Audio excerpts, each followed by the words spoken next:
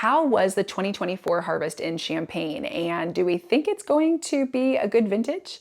Also, you've probably heard of champagne, but do you know what anti-champagne is? Today's episode was a really fun one. About 6 weeks ago, I had the chance to visit the Champagne region. I was in Paris and I took 2 days to visit Champagne, and my good friend Pierre-Yves Borneret, he's a consultant in the area, a winemaker that helps many different wineries with their production every year. And so he took me to meet 3 different winemakers across the region. And if you guys have listened to my channel for a while, you probably know that I love small businesses and I love supporting small winemakers. And in the Champagne region, there are some amazing small grower producers that are making some outstanding wines. So I'm really excited to be able to share this episode with you all today. If you are listening on Apple Podcasts or Spotify, I recommend pausing the episode and seeing if you can watch the YouTube video when you have a moment, because there's a lot of videos and photos on today's episode that you don't want to miss. So definitely check this episode out on YouTube so that you can see all of the beautiful pictures and videos from the Champagne region. It will make you want to visit if you have not been before. Trust me, it is an absolutely beautiful region and one that you cannot miss. So let's go ahead and dive into today's episode on my recent trip to Champagne.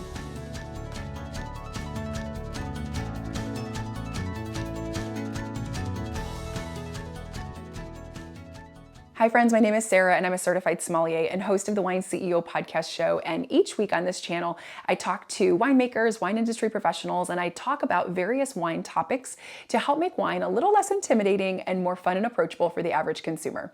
In today's episode, I am highlighting my recent trip to Champagne. This was actually my 3rd time going to the Champagne region and I absolutely love it. I keep going back for more because it is a phenomenal region full of history, outstanding food, incredible wine, and some really wonderful people that are very proud of the incredible product coming from their region. So if you have not listened to some of my previous episodes on Champagne, I have a lot of content on this topic. I have a Champagne 101 episode. I have some previous longer interviews with various winemakers from the Champagne region, and I even talk about some top travel tips to the region. So I will link a lot of those in today's episodes so that you can go ahead and check them out. I've also done 2 episodes over the last month about Champagne and affordable alternatives to Champagne. So if you're interested in sparkling wine and champagne, I have a lot of great content, so make sure to check out the links below as there's a lot of great other episodes. But today is going to be a really quick overview of my recent trip to Champagne. So when I visited Champagne in September, it was right before the harvest. Now, I typically don't recommend visiting any wine region right before the harvest because the winemakers are very busy.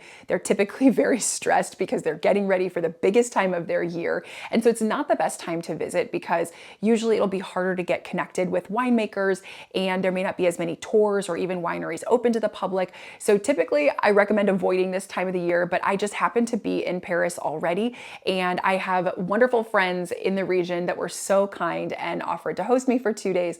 And so I took the train, the quick 2-hour train over to Epernay, and I stayed at a beautiful hotel right in town. And then my good friend Pierre-Yves Borneret, who is a winemaking consultant in the Champagne region and actually throughout Europe, he took me to 3 various wineries and we got to talk about the uniqueness of the 2024 harvest, got to help test some grapes, and then also got to talk to a few different winemakers. So the first winery that I wanted to talk about was my trip to Tayer. So Tayer is a phenomenal grower producer in the Marne Valley.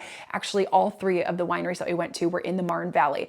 And I love going to the Marne Valley because it is predominantly focused on the Pinot Meunier grape. And I think that most folks are really familiar with Chardonnay and Pinot Noir, but they're not as familiar with the Pinot Meunier grape. It kind of is that like younger brother that gets a little less attention in the champagne production world, but honestly, it is a phenomenal grape. It has incredible characteristics, and I have had some of the most amazing champagnes of my life that are made from 100% Pinot Meunier. So this was actually my 2nd time visiting Eric's winery, and he is doing some really outstanding things with wines. And we actually got to take his vintage car. Look at this cute little guy. We got to take his vintage car out into the vineyards. His son Dylan drove me around and we all went out to take some samples from the grapevine. So in the days leading up to harvest, winemakers will have to go out and test samples of their grapevines. And what they're testing for is flavor. They're testing for the amount of sugar in the grapes. So what is the sweetness level? level, the bitterness. They're going to look at the overall development of the skins, have the grapes matured to the level where they are ready to be picked. And a lot of this is controlled in the Champagne region. You might remember from one of my previous episodes that there's a lot of regulation in Champagne. And so the board over Champagne does tell the growers when they're allowed to pick their grapes. And they do this really for quality standards. They want to make sure that the product coming out of the Champagne region is the highest quality possible. And so they are working very closely with the growers, obviously, but they want to make sure that for each region, there's an optimal period to pick the grapes. And so depending on the village where the grapes are located, there will be different timelines for when they're ready to pick the grapes. But leading up to when that period happens, there will be like a window that they're allowed to start picking grapes. And the winemaker may still decide to wait another day or maybe a couple days before they pick their grapes. And that'll be based upon when the winemaker feels like the grapes are the most optimal for picking. And so again, they're going to be tasting for ripeness. The way to do this sounds a little gross, but you literally will actually take a grape and put it in your mouth and break it with your teeth and then spit it back into your hand. So you're tasting some of the sweetness and the bitterness in the juice, but then you're actually going to kind of spread the grape around in your hand so that you can look at the kind of thickness of the grape pulp. You're also going to look at the color of the seeds. That's really important. What you're looking for are these brown, really ripe seeds instead of little green seeds.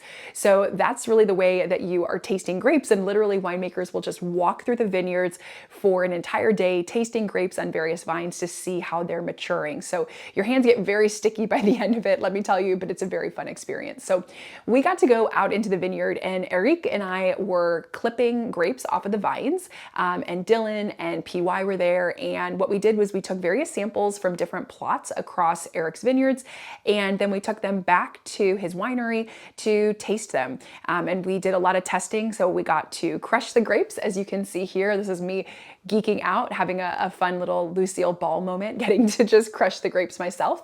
And after crushing the grapes, what we did was actually pour the juice through a sieve so that we could test the grapes. And again, what Eric and PY were looking for is what's the pH level, what's the sugar content, because that's going to let them know if they were to begin fermentation now, what's the possible alcohol level they could get from this wine. And they're testing for both that kind of chemical balance in the wine, but also for a little bit of flavor. The great thing is that many winemakers have a lot of experience. They've been making wine for many, many years, or they're working under the tutelage of someone who has been making wine for many years. And so I was so impressed. I was tasting some of the grape juice, and honestly, I wouldn't have known if it was really ready to be fermented or not. And these guys knew right away just from tasting a grape. So it was really incredible to be able to walk with them and learn with them and talk with them about just the level of maturity of the grapes and starting to kind of glean from some of their endless amount of knowledge. So it was a really cool experience. And then I got to sit down with Eric. So Eric focuses specifically on the Pinot Meunier grape, and he makes a plethora of outstanding wines. He has some that are non-vintage, some that are vintage. Remember that the majority of Champagne is going to make blends of wines that are coming from various years, often from multiple grapes and different regions around Champagne. But there are winemakers that will make single vintage, so grapes that come from a single year. And there are even some that make wines that are from single plots and single grapes. And so we'll talk a little bit more about that in a moment with one of the second wineries that I went to. But Eric really focuses on the Pinot Meunier grape and making some outstanding champagnes that come from this really beautiful grape. So again, he has a really amazing portfolio of wines. I especially love his Exclusivité as well as Renaissance. So he focuses on 100% Pinot Meunier, which I think is really unique and different.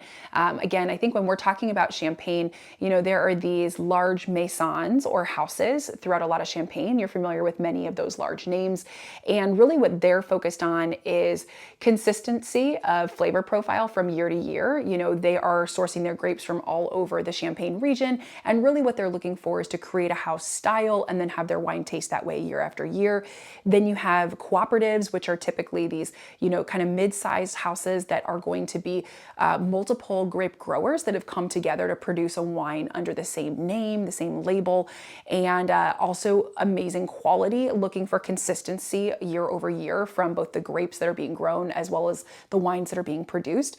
But then you have someone like Eric who's doing the kind of small house grower producer method. And so he grows his own grapes, he makes his own wine, and it really is incredible to see someone who is focused on the terroir of a specific region and really showcasing that. Because when we talk about wine, that's often what we're really excited about, right? How does this particular grape taste in this region of the world with the terroir and the uniqueness of this region, right? And so Champagne's a little different in that most of the champagnes out there that you'll get to try are not focused on one specific region within Champagne. They're going to be a sample of grapes that have come from all over the region. Now, the majority of the region is going to be very similar. It's chalk limestone soil. It obviously has the same climate, but you still have some pretty significant differences. As you can see here, the Champagne area is very hilly. So there are going to be some valleys where the grapes are in a higher exposition or a lower exposition. That's going to change the amount of sunlight as well as irrigation that they get. And so there can be some pretty significant differences, even just in the soil samples and the terroir and exposure that grapes get throughout the Champagne region. So I love that smaller grower producers are showcasing wines that are typically going to be a sample of a much smaller region within Champagne. And so you can really taste and experience the uniqueness of one area, one aspect within the Champagne region. So again, that's a lot of what Eric is doing. So I love his broad portfolio of wines. I've linked a little more about his winery here, and you can also reach out to your local supplier and see if a distributor can bring Eric's wines into your hometown as well. But definitely if you're ever in the Champagne region, this is one winery that you do not want to miss because he's making some absolutely outstanding wines. So I mentioned a moment ago that most champagnes are going to be a blend, right? And that is what Bastien at Gouture Bouillot is doing. He is another incredible winemaker in the Marne Valley, and I met with him at his winery. He took me around to multiple plots in his area, and Bastien and I talked a lot about the uniqueness of the Champagne region right now. So we talked a lot about how harvest went in 2024, and we talked about this unique challenge where a lot of grower producers are starting to just sell their grapes off instead of making wine. They're selling their grapes because they have found that it's difficult to make wine, it's expensive to make wine, and it's difficult to sell your wine because, one, it's an expensive product to make, and folks aren't always willing to pay the price point for Champagne.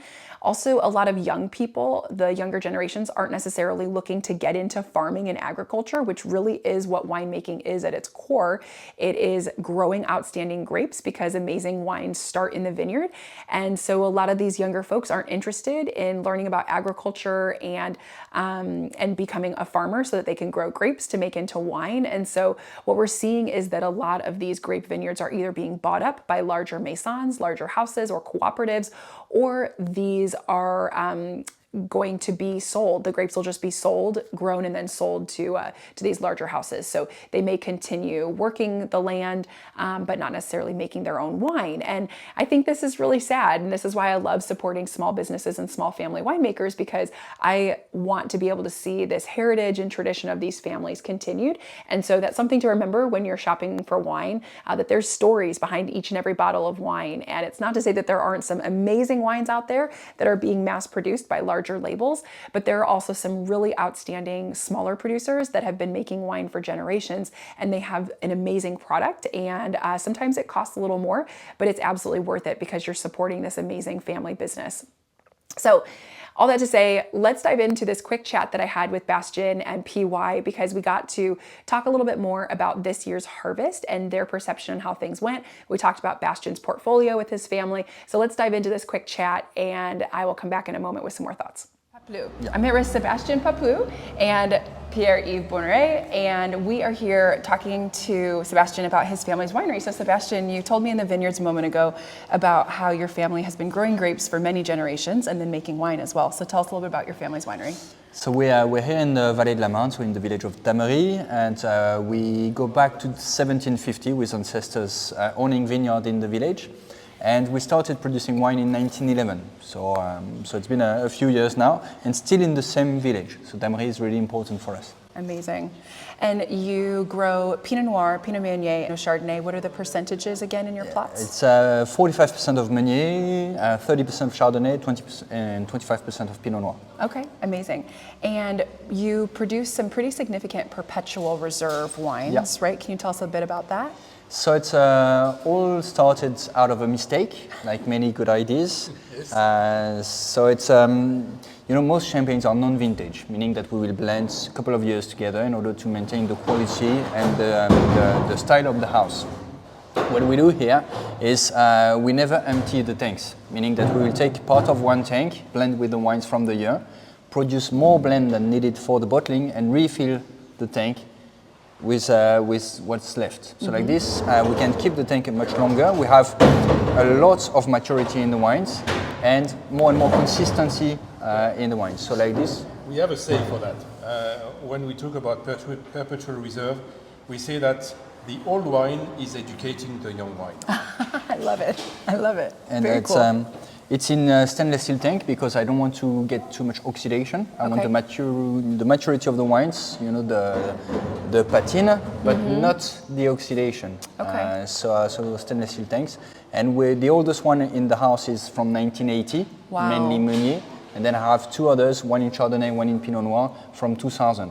So it's really amazing. 90% of our cuvées are made out of perpetual reserves. Really the style of the house, and what we like about that technique is it brings a lot of complexity, depth to the wines.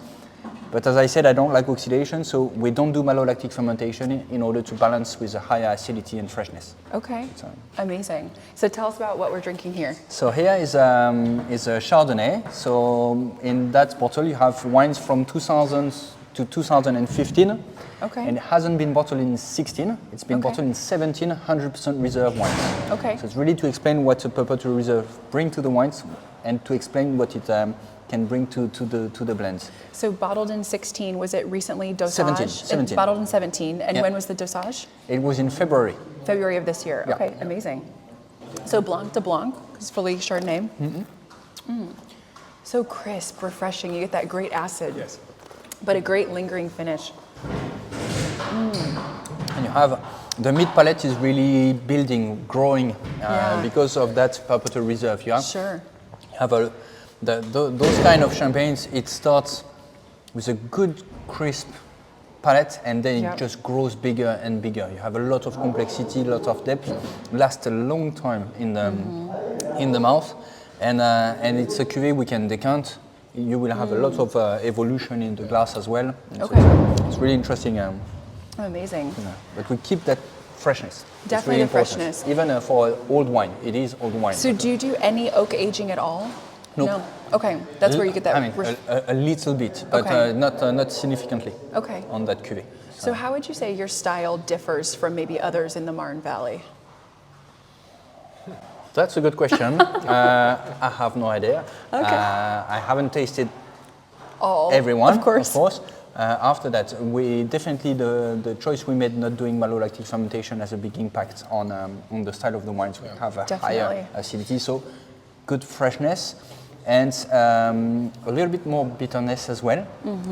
But as I say, good bitterness, the bitterness that brings more mouth-watering sensation.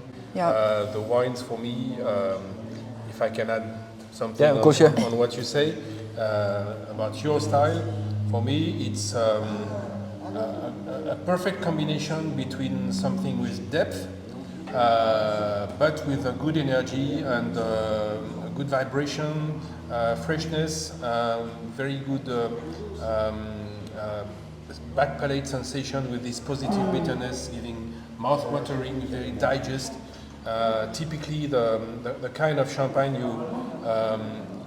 when your glass is going down, you say, "Where is the bloody bottle? I need to refill." Yeah, because it's not only easy drinking because there's some complexity, but it's not boring. Sure. Yeah. Definitely.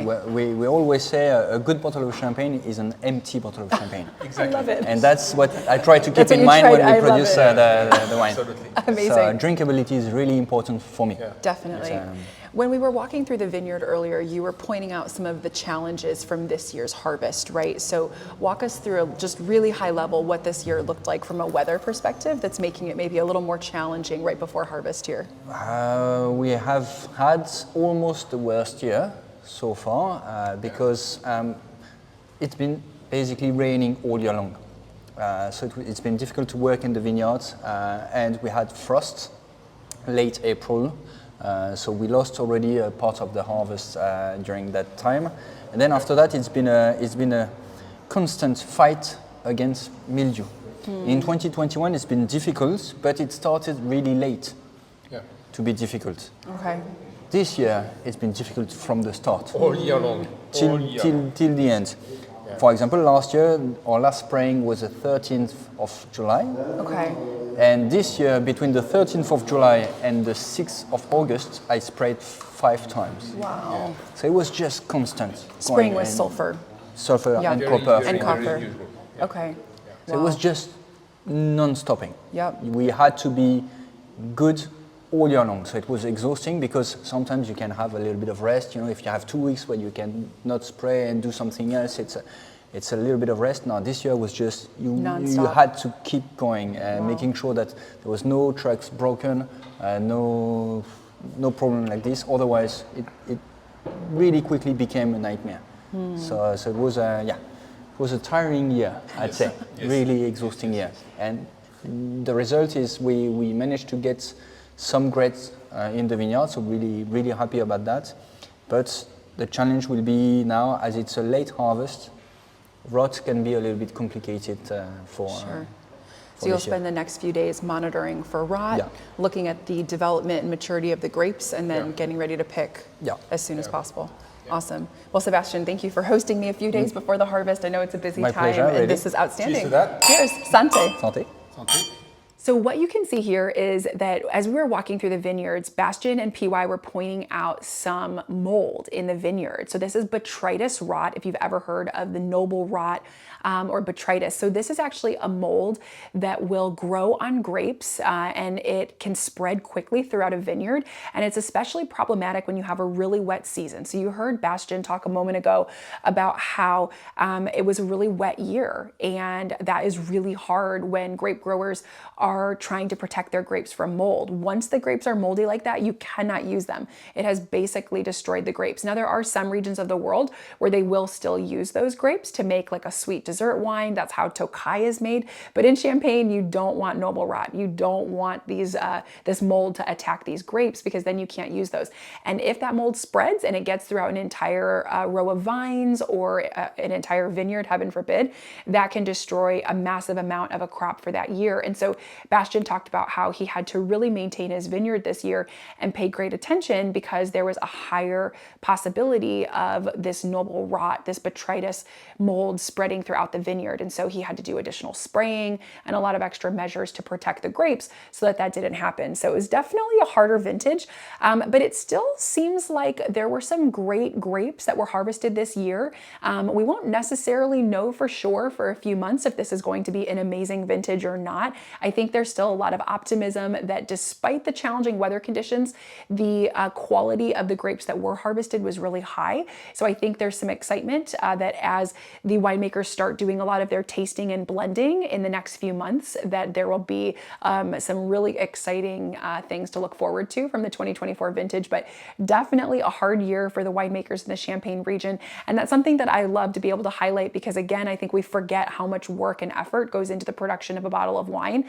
And you don't always know how one year is over the next. So definitely something to keep an eye out for. We'll be curious to hear how the 2024 vintage turns out in a couple months as the winemakers are doing their blending and then getting ready to bottle those wines to age. So the last winery that I got to visit was Francis Orban, and Francis is a multi-generation winemaker. He is also in the Marne Valley. All of these gentlemen were in the Marne, and he also focuses predominantly on the Pinot Meunier grape. So his family is very small production, and he makes an interesting wine. So this is where we're going to talk a little bit about anti-champagne, and let's dive into that conversation, and then I will go ahead and share some additional thoughts before we sign off here. But this was a really exciting winery with a lot of history. I loved getting to walk through the vineyards here and get to taste some of the grapes with Francis and just experience the uniqueness of the terroir and the climate and the soil here. So let's go ahead and dive into that quick conversation here with Francis. I'm here with Pierre-Yves from PY Bubbles, and I have Francis Orban from Francis Orban Champagne, and we are tasting one of the top champagnes from this house. So Francis, can you tell us a little bit about your family's champagne house, and then also a bit about this champagne we're tasting today? Yeah, so I'm Francis Orban, Champagne Francis Orban. I'm the fourth generation of the growers in my family, so from 1929. And you are the village is named Levrigny, so you have the earth from the Marne Valley, very interesting for the Meunier grapes. So we tasting today the Aubenier, the Parcellaire Aubenier 2016, so one of my favorite vintage on this cuvée. It's a Meunier alone, come from a single plot. Selection, Massal selection. So the aging is at say 67 years old. So very, very old plot. So the vines are 67-year-old vines. Yeah. Amazing. The winemaking is done on the barrels only. So 9-10 barrels, depending on the years. The fermentation alcoholic is done, but we stop the malolactic. So to keep the freshness. The bottling was done under cork, and we deliver the bottle after 6-7 years in the cellars. So total volume is not more like 1,500 bottles. Something interesting about this type of niche cuvée, like Les Aubeniers that we're tasting, it's extremely interesting because you were talking about réserve perpétuelle, perpetual reserve, as we call it in Champagne. And you have to remember that Champagne is mostly a blend. Most of the time, most of the cuvées you will find on the market are blends between different plots, between different grape varieties, and sometimes between different years when we talk non-vintage. Here we could call it anti-champagne because it's a single plot, single year, made in a tiny scale. So it's totally the opposite of the philosophy of the mainstream champagne, I would say. Right. Yeah. And you would do this anti-champagne, this different style, because you have amazing grapes from an amazing plot, right? So absolutely. Typically with a standard champagne, you're blending grapes from different years, right? And you're trying to find this harmony of a really well-balanced champagne. But with this, what you really want to do is showcase the grapes from that year and the outstanding harvest, right? And this place, and the place. We want to have the story about the place. We want this champagne to tell the story about the 67 years it has spent in this beautiful soil. Right. That's it. Yeah. Right. So the vines are about 67 years old, and then the wine itself is made and then cellared for about 6 years. 6-7 years, and 1 year after disgorgement. After disgorgement. Amazing. And so the dark color, this is 100% Meunier. So the dark color comes partly from that, yeah, and also from the aging as well. Yeah, by aging, by the maturity when you harvest, we don't use filtration, so you can see the color and the most natural. Meunier is a blanc de noir. Right. So this is the typical color of a blanc de noir, or for me, as it should be. Yeah. So for those that aren't as familiar with the French, so white of black, right? So you have a darker grape, but you're getting a lighter wine from it. Yeah, exactly. Yeah. Amazing. So Francis, you were saying that for this this champagne, you feel that it needs to open up, right? Like Yeah, it needs to yeah. breathe. Yeah, these champagnes mostly ask to, I think, for me to breathe more. So I think it's necessary to open the bottles before. Would you take the time. decant it? Is this a wine you would decant? A Yeah, champagne we you could- can decant. Use. Yeah. Yeah, you can use could- decanting. It's really better, I think. Yeah, if you want to got the best expression of the wine, you need to take the time. And Wow. I just had my first sip. That's outstanding. yeah, You mentioned minerality, and you definitely get the minerality on the aroma. On the palate, the fruit is phenomenal. Yeah. I mean, you get this like burst of acid, but the fruit's developed. You kind of get a nuttiness too. There's this really beautiful kind of like toasted almond almost. Yes. Wow. But there's like floral too. Really beautiful floral. Yeah. That's amazing. So Francis, where could folks find your wine if they were in the States? You work with certain distributors, right? yeah, yeah. We have two importer in the West Coast and East Coast. So the wine is, of course, currently in the U.S. market. Okay, amazing. And fine. And your family produces about, you said 70,000 to 80,000 bottles a year. Yeah, he produced, in the past, my grandfather produced less bottle like me because at the top, I think he produced 40,000 bottles. So we have double the volume with the same surface, same size. Okay. Amazing. Yeah. Amazing. Thank you so much. This is phenomenal. So again, that wine was La Haute Beignet 2016, and truly I was so impressed. I mean, again, when you think about what champagne typically is, it's kind of the opposite. It's this, totally different product from what Francis was making. And it's really exciting to know that those wines exist and that you can look for those. I think the funny thing about champagne is a lot of folks typically say, oh, I've, tried one bottle of champagne, I've had them all. But no, the reality is just like any other wine region around the world, there's so much diversity within Champagne. And there are winemakers like Francis and Bastien and Eric that are all making really unique wines that are unique in their own way. So you just saw 3 examples of some different winemakers that are in the same region, but really making a lot of different styles of wine. And so it's awesome to be able to try a lot of different styles, to explore a lot of different kinds of champagne, because what you'll find is that every winemaker has their own spin and their own style that makes the wines taste truly unique and exciting. And so I love this direction that Francis is taking with this particular wine, where it has this really developed characteristic. It's really unique because, again, it's showcasing the place, the terroir, the specific plot that is so unique to his family. And it makes a phenomenal wine out of these vines that have such rich history and incredible flavor because of how old they are. As grapevines age, they typically tend to produce fewer and fewer grapes because they've been struggling for many years and they're just getting older. And so what you find is that the grape bunches that are left as they get older, they're going to have incredible intensity and flavor. And so the fact that Francis can take these grapes and make these outstanding wines is something really special. And so again, loved being able to taste that and try that. So I hope you really enjoyed today's episode. Again, I had a phenomenal time getting to travel around the Champagne region. These are 3 winemakers that I would highly recommend visiting if you are ever on a trip to Champagne. And so I've linked information about each of them below.